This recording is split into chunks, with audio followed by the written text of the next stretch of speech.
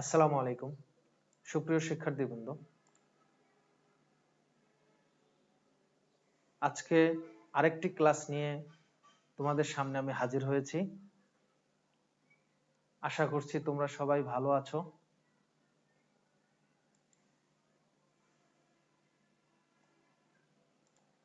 তোমরা ভালো থাকো, এটাই সবসময় কামনা করি।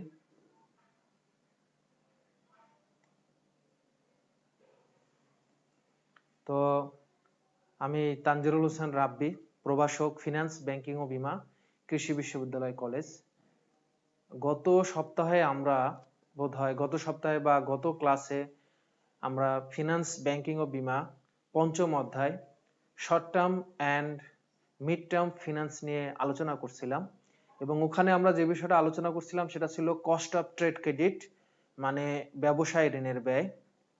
তো আজকে তোমাদের সাথে আমি যে বিষয়টা আলোচনা করার চেষ্টা করব তা হলো ইকোনমিক অর্ডার কোয়ান্টিটি, মানে মিতব্যয়ী ফরমায়েশ পরিমাণ। এখান থেকে প্রায় আমাদের প্রতি বছরই কোশ্চেন আসে শিক্ষার্থী বন্ধুরা।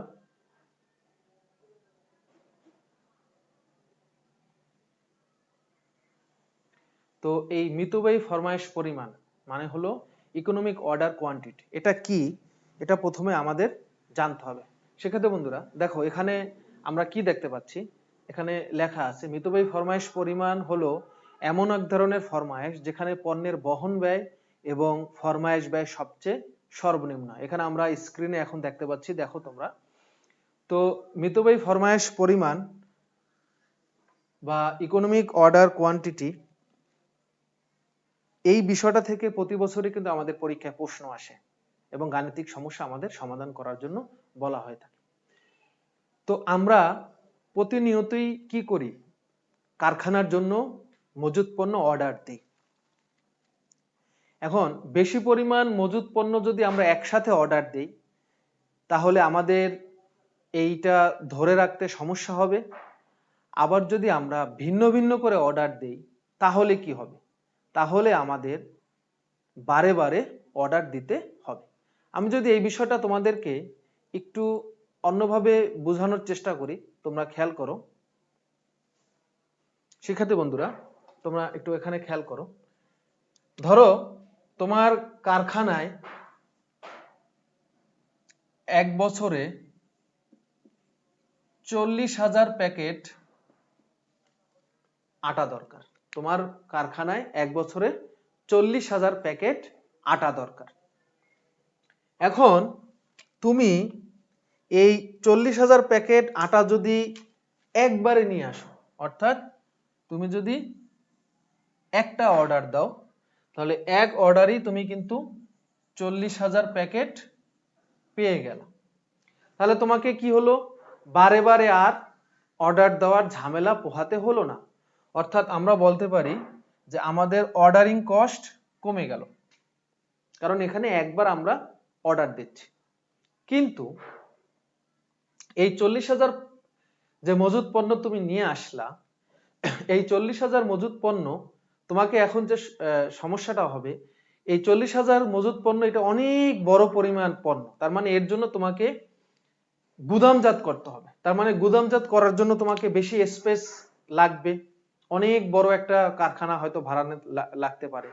এরপর এর জন্য বীমা খরচ তোমার বেড়ে যাবে, কারণ এটা অনেক বড় পরিমাণ পণ্য এবং এখানে যে কোনো সময় কি হতে পারে, আগুন লাগতে পারে, চুরি হতে পারে, নষ্ট হতে পারে। তার মানে আমরা বলতে পারি এখানে এটা ধরে রাখার ব্যয়, ক্যারিং কস্ট বা বহন ব্যয় বেড়ে গেল। আচ্ছা, আমরা যদি 100টা অর্ডার দিই তাহলে প্রতি অর্ডারে আমরা কত করে পাবো,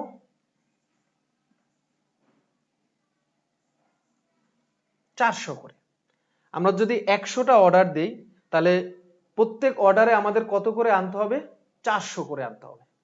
তাহলে এই ক্ষেত্রে আমাদের অর্ডারিং কস্ট কিন্তু বেড়ে গেল, কারণ তোমাকে বারবার অর্ডার দিতে হবে, 100 বার অর্ডার দিতে হবে, 100 বার তোমাকে অর্ডার দিতে হবে। তাহলে এই যে 100 বার যে তুমি অর্ডার দিবে, তাহলে তোমার কি বেড়ে যাবে, অর্ডারিং কস্ট বেড়ে যাবে। অন্যদিকে তোমার কিন্তু বহন খরচ আর লাগতেছে না, কারণ যে পরিমাণ পণ্য তোমার প্রোডাকশনে দরকার, কারখানায় দরকার, ওই পরিমাণ পণ্য আসার সাথে সাথে সরাসরি তুমি এটা কারখানায় নিয়ে যেতে পারো, সরাসরি তুমি প্রোডাকশনে চলে যেতে পারো। অর্থাৎ এখানে বীমা করার দরকার নেই, আলাদা কোনো কারখানা ভাড়া নেওয়ার দরকার নেই, বা কোনো নষ্ট হওয়ার বা বেশি পরিমাণ লোক তোমাকে যে পণ্য তোমাকে যে আনলোড করবে এই সমস্যাও নাই। তার মানে আমরা বলতে পারি এখানে ধরে রাখার খরচ বা বহন খরচটা কমে গেল। তাহলে শিক্ষার্থী বন্ধুরা খেয়াল করো যে একটা অর্ডারে যদি 40,000 মজুত পণ্য আমরা নিয়ে আসি, সেক্ষেত্রে আমাদের অর্ডারিং কস্ট বা ফরমাইশ ব্যয় এটা কমে, কিন্তু ধরে রাখার ব্যয়, ক্যারিং কস্ট বা বহন ব্যয় বেড়ে যায়। অন্যদিকে যদি আমরা বেশি পরিমাণ অর্ডার দেই, তাহলে আমাদের অর্ডারিং কস্ট বাড়বে ঠিকই, কিন্তু আমাদের ধরে রাখার ব্যয় বা বহন ব্যয় কমে যাবে। তাহলে আমাদের এই 40,000 প্যাকেট পণ্যের অর্ডারের জন্য আমরা কত পরিমাণ পণ্য অর্ডার করব, মানে ন্যূনতম এক এক অর্ডারে কত পরিমাণ পণ্য অর্ডার করব, ওই পরিমাণ পণ্য কি মিতব্যয়ী ফরমায়েশ পরিমাণ বলা হয়। তোমরা এই যে এই পাশে দেখতে পাচ্ছ, ওই পরিমাণ পণ্য কি ওই পরিমাণ পণ্য অর্ডার দেওয়া কি মিতব্যয়ী ফরমায়েশ পরিমাণ বলা হয়, যে পরিমাণ পণ্য অর্ডার দিলে পণ্যের এই অর্ডারিং কস্ট এবং বহন ব্যয় দুইটা লেভেল হবে, অর্থাৎ দুইটা সমান হবে। দুইটা সমান হওয়া মানে কি? দুইটা সমান হওয়া মানে আমার অর্ডারিং কস্টও সর্বনিম্ন এবং ক্যারিং কস্ট বা বহন খরচও সর্বনিম্ন। এই দুই পরিমাণ ব্যয় অর্থাৎ ফরমায়েশ ব্যয় এবং বহন ব্যয় যে পরিমাণ পণ্য অর্ডার দিলে সর্বনিম্ন হবে, সেই পরিমাণ পণ্যের অর্ডার কি আমরা বলবো মিতব্যয়ী ফরমায়েশ পরিমাণ।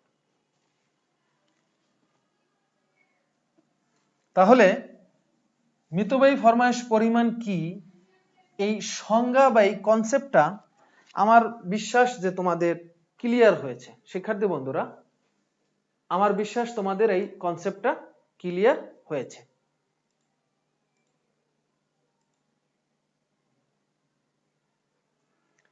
তাহলে আমরা জানলাম যে মিতব্যয়ী ফরমায়েশ পরিমাণ হলো এমন পরিমাণ পণ্য, প্রত্যেক ফরমায়েশ করা, প্রত্যেক অর্ডারে এমন পরিমাণ পণ্য অর্ডার দেওয়া যাতে পণ্যের বহন ব্যয় এবং ফরমায়েশ ব্যয় দুইটাই সবচেয়ে কম হয়। ওই পরিমাণ পণ্য অর্ডার দেওয়াকে বা ওই অর্ডার কি আমরা বলবো ইকোনমিক অর্ডার কোয়ান্টিটি। তাহলে বন্ধুরা, এখন এখানে দুটো ব্যয় আমাদের সামনে চলে আসছে, খেয়াল করো। ওই পাশে কি আসছে? অর্ডারিং কস্ট বা যাকে আমরা ফরমায়েশ বলি, আর নিচে কি আসছে? বহন ব্যয়, যাকে আমরা ক্যারিং কস্ট বলি। এখন ফরমায়েশ ব্যয়ের বিভিন্ন নাম থাকতে পারে। তোমরা স্ক্রিনে এখন কিন্তু দেখতে পাচ্ছ যে ফরমায়েশ ব্যয়ের অনেকগুলো নাম থাকতে পারে। এখন ফরমায়েশ ব্যয়টা কি? কোনো পণ্য ক্রয় করে তা গুদামজাত করা পর্যন্ত যে সকল খরচ হয় তাকে ফরমায়েশ ব্যয় বা অর্ডারিং কস্ট বলে। যেমন ক্রয় আদেশ খরচ, পরিবহন ব্যয়, গ্রহণ ব্যয়, কোটেশন, দরপত্র ব্যয়, বিজ্ঞাপন ব্যয়, বিজ্ঞপ্তি, অ্যাডভার্টাইজমেন্ট বা প্রচার খরচ। এই পরিমাণ, এই আইটেমগুলোকে একসাথে বলা হয় অর্ডারিং কস্ট বা ফরমায়েশ ব্যয়। এখন কোনো কোনো সময় পরীক্ষার প্রশ্নে সরাসরি ফরমায়েশ ব্যয় নাও থাকতে পারে। তোমাকে বলা থাকলো যে ক্রয় আদেশ খরচ, বা বলা থাকলো পরিবহন ব্যয়, বা বলা থাকলো পণ্য গ্রহণ ব্যয়। অর্থাৎ পণ্যটা অর্ডার দেওয়ার পর ওই পণ্য তুমি রিসিভ মানে গুদামজাত করার আগ পর্যন্ত যে পরিমাণ খরচ হয় সে পরিমাণ খরচকেই আমরা বলবো ordering cost. On the other hand, বহন ব্যয় কাকে বলে বন্ধুরা? মজুদ পণ্য তুমি রিসিভ করলা, অর্থাৎ অর্ডার করার পর তোমার মালটা গুদামজাত করলো, অর্থাৎ কারখানায় এসে পড়লো। এখন এই যে কারখানায় এসে পড়লো, তোমাকে এই কারখানায় আসার পর এই পণ্যটা তোমাকে এখন কন্টেইন করতে হবে, মানে পণ্যটা এখন তোমাকে ধরে রাখতে হবে। এই পণ্য ধরে রাখার জন্য, সংরক্ষণ করার জন্য যে পরিমাণ ব্যয় হয় সেই পরিমাণ ব্যয়কে আমরা বলবো বহন ব্যয়। তাহলে সংখ্যাটা আমরা দেখি। মজুদ পণ্য ধরে রাখা বা সংরক্ষণের জন্য যে সকল খরচ হয় সেই সকল খরচকে আমরা বলি বহন ব্যয় বা ক্যারিং কস্ট। এই ব্যয়ের ভিতরে কি কি আছে? বীমা খরচ, গুদামজাতকরণ খরচ, গুদাম ভাড়া, কর, ঘাটতিজনিত খরচ, অকরজনিত ব্যয়, বিনিয়োগকৃত তহবিলের সুযোগ ব্যয়। তাহলে এই ব্যয়গুলোকে আমরা বলবো বহন ব্যয়। আর এই ব্যয়গুলোকে বন্ধুরা আমরা বলবো ফরমায়েশ ব্যয়। আর এই দুইটা ব্যয় যে পরিমাণ পণ্য অর্ডার দেওয়া হবে, অর্থাৎ যে অর্ডারে এই দুইটা পরিমাণ ব্যয় আমাদের সর্বনিম্ন হবে, সেই পরিমাণ পণ্যের অর্ডারকে, ওই অর্ডারকে আমরা বলবো অর্ডারিং কস্ট। সরি, ওই পরিমাণ পণ্যের অর্ডারকে আমরা বলবো ইকোনমিক অর্ডার কোয়ান্টিটি। এখন বন্ধুরা, এই মিতব্যয়ী ফরমায়েশ পরিমাণ নির্ণয় করার জন্য বা ইকোনমিক অর্ডার কোয়ান্টিটি নির্ণয় করার জন্য একটা ফর্মুলা আছে। সেই ফর্মুলাটা আমরা এখন একটু দেখি। ইওকিউ ইকুয়ালস টু, ইওকিউ মানে হলো economic order quantity, EOQ equals to root over 2AO divide by C, root over 2AO divide by C. এখন এখানে এ মানে হলো বার্ষিক চাহিদা, এ মানে হলো অ্যানুয়াল ডিমান্ড বা বার্ষিক চাহিদা, এ মানে হলো অ্যানুয়াল ডিমান্ড বা বার্ষিক চাহিদা, মানে এক বছরে তোমার কত পরিমাণ পণ্য দরকার হয়। যদি এক মাসেরটা দেওয়া থাকে তাহলে আমরা 12 দিয়ে গুণ দিয়ে তাকে এর মান বা এক বছরের অ্যানুয়াল ডিমান্ড বের করতে পারবো। যদি 6 মাসের তথ্য দেওয়া থাকে তাহলে 2 দিয়ে গুণ দেবো। যদি ত্রৈমাসিক চাহিদা দেওয়া থাকে তাহলে 4 দিয়ে আমরা গুণ দিয়ে অ্যানুয়াল ডিমান্ড বের করব। সাধারণত প্রশ্নে বার্ষিক চাহিদা সরাসরি দেওয়া থাকে। ও মানে হলো, উপরের ও মানে হলো অর্ডারিং কস্ট, মানে ফরমায়েশ প্রতি ব্যয়, প্রত্যেক অর্ডারে কত ব্যয়। আর সি মানে হলো ক্যারিং কস্ট, মানে বহন ব্যয়, প্রতি পিসে একক প্রতি বহন ব্যয় কত। এখন শিক্ষার্থী বন্ধুরা, অনেক সময় আমাদের এই ক্যারিং কস্ট আমাদের সরাসরি দেওয়া নাও থাকতে পারে। আমাদের এখানে বলা থাকতে পারে যে ক্যারিং কস্ট অনেক সময় দেখা যায় যে একক প্রতি মূল্যের উপরে দেওয়া থাকে। ধরো একক প্রতি মূল্য আছে 20 টাকা আর ক্যারিং কস্ট বললো 10%, একক প্রতি মূল্যের 10%, তাহলে এই 20 টাকাকে আমরা 10% দিয়ে গুণ দিয়ে আমরা বের করতে ইনশাল্লাহ পারবো। এখন আমরা একটা অঙ্ক সলভ করব শিক্ষার্থী বন্ধুরা, তাহলে তোমরা আমাদের সাথে একটু থাকো, আমরা এই অঙ্কটা সলভ করব এখন ইনশাল্লাহ। আমি অঙ্কটা একটু পড়ে দেখাই তোমাদের, অঙ্কটা আমরা একটু পড়ি এখন, তাহলে তোমাদের বুঝতে সুবিধা হবে। টুম্পা তার সিমেন্ট কোম্পানি থেকে আগামী বছর 2 লাখ ব্যাগ সিমেন্ট বিক্রি করবে, অর্থাৎ তার ফ্যাক্টরি থেকে 2 লাখ ব্যাগ সিমেন্ট বিক্রি করবে। অর্ডারিং কস্ট বা ফরমায়েশ প্রতি ব্যয় দেওয়া আছে 400 টাকা এবং প্রতি ব্যাগ সিমেন্টের বহন খরচ হলো 10 টাকা। মিতব্যয়ী ফরমায়েশ পরিমাণ নির্ণয় করো। তাহলে আমরা এই উদ্দীপকটা সলভ করব, তোমরা আমাদের সাথে থাকো, তাহলে উদ্দীপকটা সলভ আমাদের জন্য সুবিধা হবে বন্ধুরা। আমরা আগে সূত্রটা দেখি, আমাদের সূত্রটা কি আছে বন্ধুরা। আমাদের সূত্রটা root over 2AO divided by C. আমাদের সূত্রটা কি আছে, ইকোনমিক অর্ডার কোয়ান্টিটির সূত্রটা root over 2AO divide by C. তাহলে আমরা আগে উপরে লিখি